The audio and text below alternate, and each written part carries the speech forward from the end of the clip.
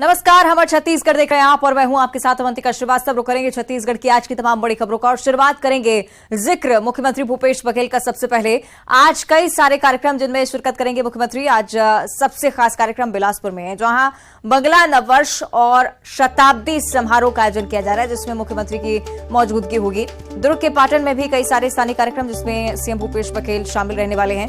रायपुर में engineers conclave का आयोजन जिसमें मुख्यमंत्री शिरकत करेंगे। तो 3 मुख्य कार्यक्रम, एक दुर्ग में, एक रायपुर में, एक बिलासपुर में। सिलसिलेवार आपको जानकारी दे रहे हैं सीएम भूपेश बघेल के आज के कार्यक्रमों को लेकर।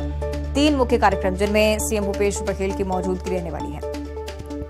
रायपुर के लिहाज से एक और बड़ी बात, इंजीनियर्स कॉन्क्लेव का आज आयोजन किया जा रहा है, जिसमें मुख्यमंत्री भूपेश बघेल की मौजूदगी रहेगी। कई सारे स्थानीय कार्यक्रम दुर्ग में भी, जिनमें सीएम भूपेश बघेल शिरकत करने वाले हैं।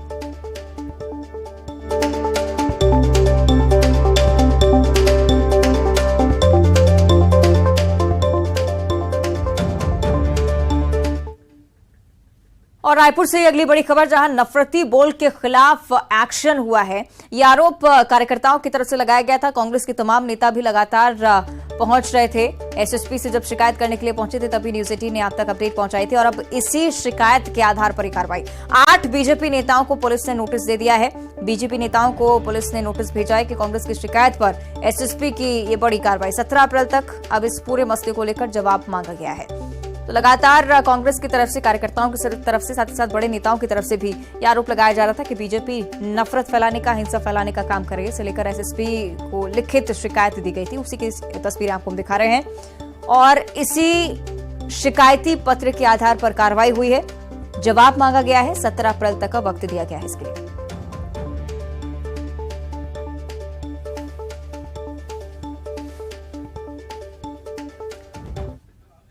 तो मुख्य तौर पर कांग्रेस के नेता जो एसएसपी ऑफिस में कार्रवाई की मांग को लेकर शिकायती पत्र देने गए थे, उनकी जितनी भी मांगे थी वो उसको लेकर कार्रवाई हुई है। और कुल मिलाकर 17 अप्रैल तक जवाब पेश करना है। बीजेपी क्या कुछ जवाब पेश करेगी और इस पूरी कार्रवाई को लेकर क्या कुछ मायने हैं, इसको लेकर भी हम विस्तार से पूरा मसला समझेंगे। और आगे क्या कुछ कार्रवाई हो सकती है बीजेपी नेताओं के खिलाफ, इसे लेकर भी हम जानकारी ले लेते हैं। सहयोगी ममता हमारे साथ लाइव जुड़ रहे हैं, उनका हम रुख करेंगे। ममता, आपसे हम जानकारी चाहेंगे, क्या कुछ आगे हो सकता है? बीजेपी नेता किस तरह से स्पष्टीकरण पेश कर सकते हैं 17 अप्रैल तक?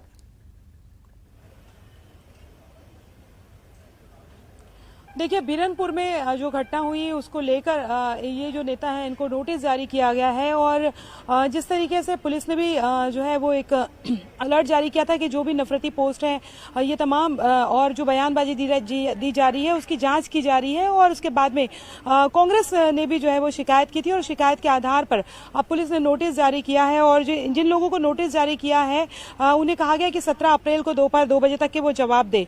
जिन्हें नोटिस जारी किया गया उसमें संजय श्रीवास्तव है, केदार गुप्ता है और योगी साहू है, कमल शर्मा है, शुभांकर है, नंदन जैन है, बिट्टू पानीग्रही है।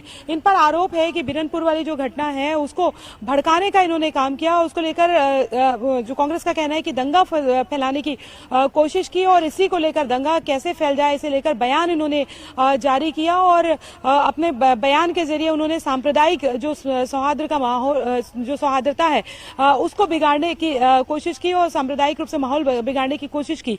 अभी अगर हम बात करें तो केदार गुप्ता का बयान आया है। केदार गुप्ता का कहना है कि चूंकि कांग्रेस की सरकार है इसलिए इस तरह की कार्रवाई की जा रही है और हमारी सरकार आएगी तो हम तो बुलडोजर भी चला देंगे। ये एक बड़ा बयान जो है वो केदार गुप्ता ने दिया है। और अगर हम बात करें तो अब देखना ये होगा कि 2 बजे वो किस तरीके से 17 तारीख को 2 बजे तक किस तरह से बयान जारी करते हैं। लेकिन ये जरूर है कि इस पूरे मामले को लेकर मुख्यमंत्री भूपेश बघेल ने कहा है कि सभी के पोस्ट जो है सोशल मीडिया पे के जो पोस्ट हैं या बयान है, तमाम चीजें जो है वो खंगाली जा रही है छत्तीसगढ़ में, चाहे जो भी हो, जिन्होंने भी, चूंकि छत्तीसगढ़ की तासीर इस तरह से नहीं है। और ये भी आरोप लगे हैं बीजेपी नेताओं पर कि अपनी राजनीतिक जमीन तैयार करने के लिए जो बीरनपुर की घटना है उसको इस्तेमाल करने की कोशिश की गई है। और इसी के लिए जो है वो एक तरह से कहें कि दंगा भड़काने की कोशिश की गई है। अब देखना यह है कि इन नेताओं के अलावा और किन किन पर जो है किन किन को नोटिस जारी किया जाता है और जवाब के बाद में क्या कोई कार्रवाई की जाती है या पुलिस जवाब से संतुष्ट हो जाती है, ये देखने वाली बात होगी। चलिए, यही आरोप के बदले की भावना से पूरी कार्रवाई को अंजाम दिया जा रहा है। शुक्रिया आपका फिलहाल ममता इस पूरी जानकारी के लिए।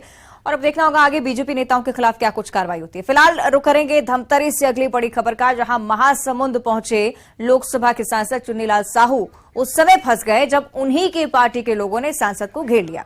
धमतरी कुश्ती संघ में आधुनिक मेट समेत कई संसाधनों को लेकर सवाल पूछने शुरू हो गए और युवा भाजपा कार्यकर्ताओं ने सांसद चुन्नीलाल को 2019 के समय मांगी गई स्वेच्छा अनुदान राशि की मांग की थी। अभी तक इसका भुगतान नहीं हुआ है और अभी तक सांसद ने केवल 4 साल तक केवल आश्वासन देते चले आ रहे हैं और धमतरी कुश्ती संघ अब खुलकर सांसद के खिलाफ बयान दे रहा है।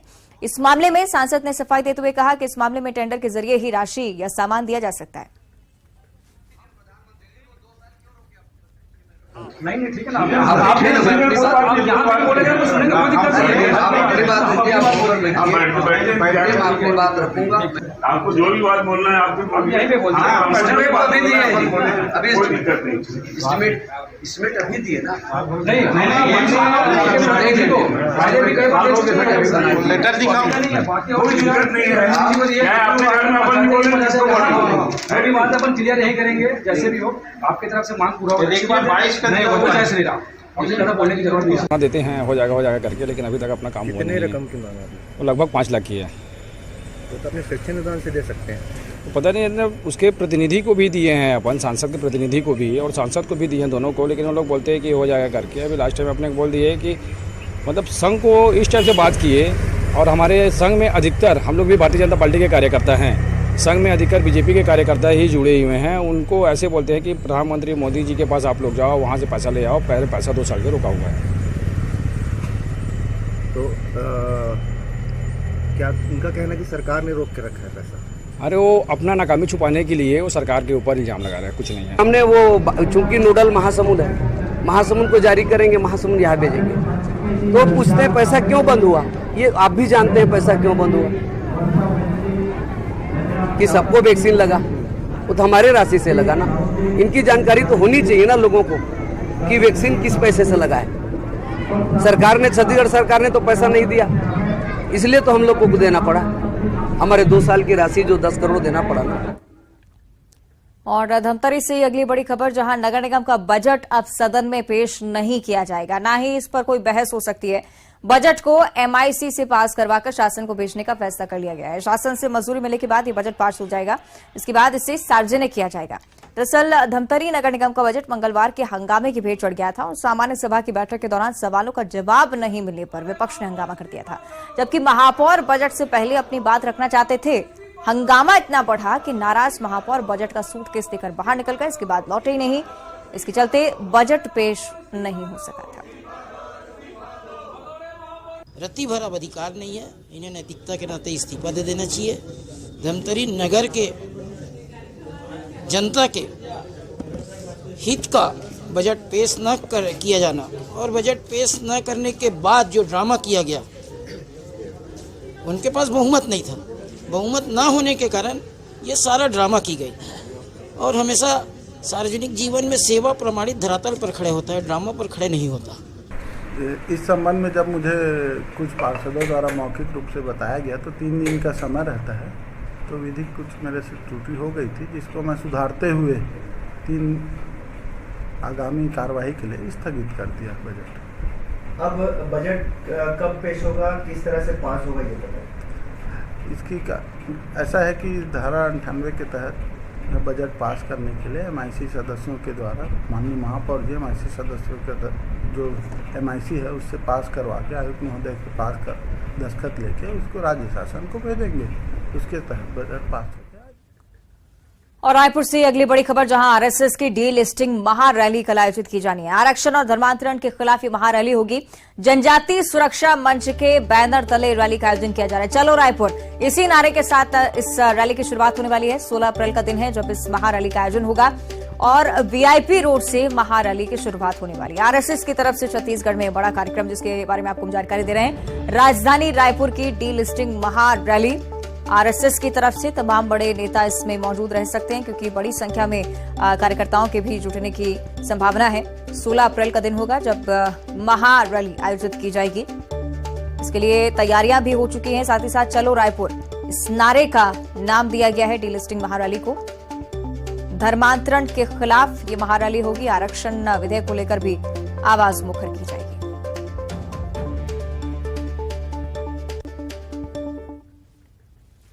और चलिए बात करेंगे छत्तीसगढ़ में तेजी से फैल रहे कोरोना संक्रमण की। प्रदेश में 209 नए कोरोना पॉजिटिव मरीजों की संख्या फिलहाल सामने आई। आंकड़े आप देख रहे हैं। बलौदाबाजार जिले से कोरोना से एक व्यक्ति की मौत की खबर भी निकलकर सामने आ रही है। स्वस्थ होने के बाद 73 मरीज डिस्चार्ज भी हुए हैं। राहत भरी बात है, लेकिन प्रदेश में एक्टिव कोरोना मरीजों की संख्या में लगातार इजाफा देखने को मिल रहा है। 1395 कोरोना के एक्टिव मरीज छत्तीसगढ़ में। दुर्ग जिले की अगर बात की जाए तो सबसे ज्यादा मामले 38 नए मरीज दुर्ग से सामने आ रहे हैं। गरियाबंद से 29 नए मरीज, महासमुंद में 17 मिले हैं, रायगढ़ से 11 नए मरीज मिले हैं, राजनांदगांव सरगुजा से भी 9 नए संक्रमित मरीजों की पुष्टि हुई है। अलग अलग जिले 13 ऐसे जिले हैं जहां पर लगातार कोरोना के मरीज निकलकर सामने आ रहे हैं। 19 जिसकी अब संख्या हो चुकी है। पहले 13 जिले थे, लेकिन अब यह आंकड़ा बढ़कर 19 जिलों तक पहुंच गया है। कोरोना के मरीज 19 जिलों में सक्रिय है।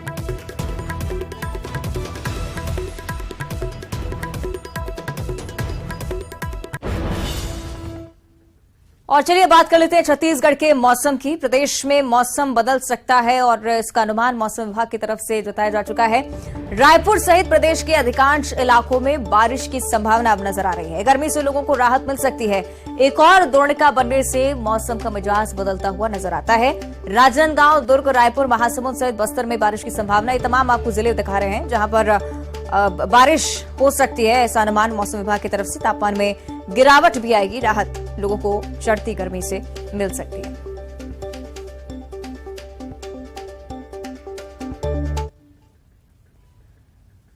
और अगली खबर मनेंद्रगढ़ से है, जहां दंतेल हाथी का उत्पात लगातार जारी है। केल्हारी इलाके में 3 मकानों को हाथियों ने क्षतिग्रस्त कर दिया है। मटुकपुर जंगल में दंतेल हाथी की मौजूदगी देखने को मिल रही है और हाथियों पर वन अमला भी लगातार निगरानी रखे हुए है, लेकिन फिर भी लोगों को ये सलाह दी जा रही है कि जंगल की ओर लोग ना जाएं, हाथियों से दूरी बनाए रखें। ग्रामीणों से लगातार यह अपील वन विभाग की तरफ से की जा रही है। लेकिन मनेंद्रगढ़ का ये क्षेत्र देखिए, तस्वीरें भी हम आपको दिखा रहे हैं किस तरह से हाथियों की मौजूदगी लगातार यहां पर देखने को मिल रही है। सीधे इन तस्वीरों में आप हाथियों को स्पॉट कर सकते हैं। और वन विभाग को लेकर जो तमाम बातें ग्रामीण लगातार कहते आ रहे हैं कि वन विभाग की तरफ से सक्रियता नहीं बढ़ती जाती है, उसको लेकर भी लगातार वन विभाग कोशिश कर रहा है कि हैंडल कर सके इस सिचुएशन को। सहयोगी सुजीत हमारे साथ ज्यादा जानकारी के लिए जुड़ रहे हैं। सुजीत, क्या कुछ जानकारी फिलहाल इस क्षेत्र को लेकर और वन विभाग की तरफ से क्या कुछ कदम अभी तक? चौथा दिन है जो लगातार हाथी का विचरण है। जनकपुर, बहराशी, कुंवरपुर के बाद केल्हारी में बीती रात 3 घर को हाथी ने तोड़ा। अभी तक 9 से अधिक घरों को हाथी ने रौंदा है, तोड़ा है और उन जो फसलें रखी हुई थी कट करके घर में, उसको चट कर गए हाथी। उसके बाद जो है केल्हारी से होते हुए अब मनेंद्रगढ़ वन परिक्षेत्र के मटुकपुर क्षेत्र में अभी अलसुबह ही देखा गया है। और उसके बाद लगातार जो मनेंद्रगढ़ वन परिक्षेत्र के कर्मचारी है, वन अमला है, लगातार निगरानी बनाए हुए हैं और आसपास क्षेत्रों में मुनादी कराई गई है। 4 से 5 गाँव में वन विभाग के द्वारा लगातार सूचना दी गई है कि जंगल ना जाए और जरूरत ना हो तो घर से ना निकले, ऐसा। और जो लगातार जो हाथी रिहायशी इलाका में भी आने की संभावना, जिसको लेकर के वन अमला लगातार मुनादी कराई जा रही है और आसपास क्षेत्रों में जो है हाथी के मूवमेंट को नजर रखते हुए उसे जंगल की ओर ही ले जाने के प्रयास कर रहे हैं। वहीं तो लगातार जो हानि हुई है उसको लेकर वन अमला भी है निगरानी, उसको जो नुकसान हुई, क्षति हुई ग्रामीणों का, उसको भरपाई के लिए लगातार तत्काल उसको देखा जा रहा है, किया जा रहा है। वहीं दूसरी ओर खड़गवां वन परिक्षेत्र में भी हाथी का दल है जो लगातार 6 घरों को नुकसान पहुंचाया है और 2 अलग अलग दल जो है बढ़ चुके हैं और अलग अलग जगह पे लगातार ग्रामीणों को घर को नुकसान पहुंचाया जा रहा है। जी ठीक है, बहुत शुक्रिया आपका सुजीत जानकारी के लिए। आगे बढ़ते हैं, अगली खबर बलरामपुर के लिए बेहद महत्वपूर्ण। बलरामपुर, रामानुजगंज और वाड्रफ नगर का क्षेत्र, जहां पर आज पावर कट की समस्या से आपको जूझना पड़ेगा। सैकड़ों गांव जहां विद्युत प्रभावित हो रही है। आज सुबह 10 बजे से लेकर दोपहर 2 बजे तक का समय भी निर्धारित किया गया है। विद्युत लाइन का काम किया जाना है। मेंटेनेंस के इस काम के चलते ही बिजली की सप्लाई फिलहाल बाधित रहने वाली है। सुधार कार्य की वजह से विद्युत व्यवस्था बाधित रहने की संभावना, जिसे लेकर आपको जानकारी दे रहे हैं। न सिर्फ बलरामपुर बल्कि रामानुजगंज के और वाड्रफ नगर के भी कुछ ऐसे क्षेत्र हैं जहां पर बिजली की समस्या से आपको जूझना पड़ सकता है। ज्यादा हम जानकारी ले लेते हैं इस पर। सहयोगी सूरज गुप्ता बलरामपुर से हमारे साथ लाइव जुड़ रहे हैं, उनका हम रुख करेंगे। आपसे हम जानना चाहेंगे कौन कौन से ऐसे क्षेत्र हैं जहां पर बिजली की समस्या से लोग परेशान रह सकते हैं, साथ ही साथ कब तक ये समस्या बनी रहेगी, इस पर भी जानकारी दीजिए।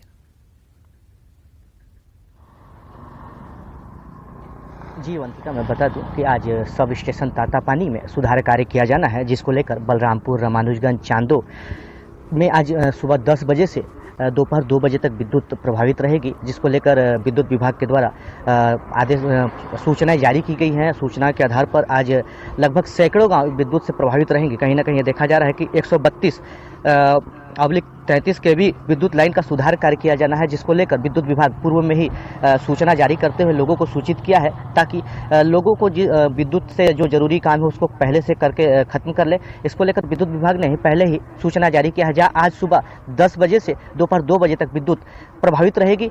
इससे लगभग सैकड़ों गाँव विद्युत से प्रभावित रहेंगे। जी अंतिका। चलिए, कुल मिलाकर बिजली की समस्या से लोगों को जूझना पड़ेगा। शुक्रिया आपका सूरज फिलहाल इस पूरी जानकारी के लिए। और एक तरफ बिजली कटौती की हम बात कर रहे थे, दूसरी तरफ जशपुर से एक खबर, जहां हाई वोल्टेज करंट की चपेट में एक युवक आ गया। बिजली सुधारने पोल पर एक ग्रामीण चढ़ा था और करंट लगने से ग्रामीण गंभीर रूप से घायल हो गया है और युवक फिलहाल प्राथमिक उपचार के लिए जिसे अंबिकापुर रेफर किया जा चुका है। मछली डूमर पानी की पूरी घटना जशपुर से खबर आपको बता रहे हैं। हाई वोल्टेज करंट की चपेट में युवक आया, बुरी तरह से झुलसा है, अस्पताल में फिलहाल इलाज जारी है।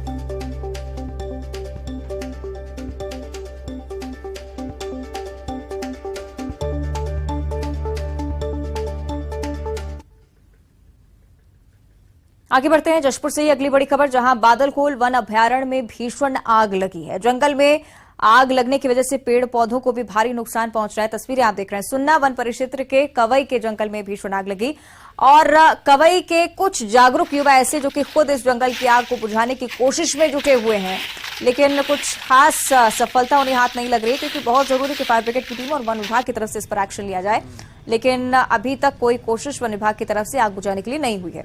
जशपुर की ये तस्वीरें आपको दिखा रहे हैं, बादलखोल वन अभयारण्य, जहां पर आग अभी भी धधक रही है। कई सारे पेड़ पौधों को नुकसान पहुंच रहा है, वन्य जीवों को नुकसान पहुंच रहा है, वन संपदा को भारी नुकसान।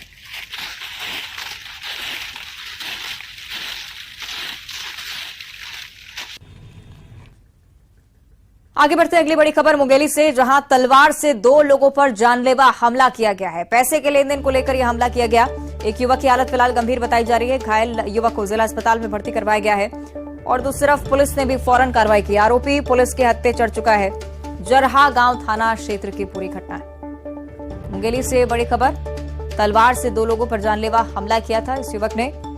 आरोपी को पुलिस ने गिरफ्तार कर लिया है। पैसे के लेन देन को लेकर यह पूरा विवाद चल रहा था और विवाद इतना बढ़ा, युवक ने 2 लोगों पर तलवार से जानलेवा हमला कर दिया।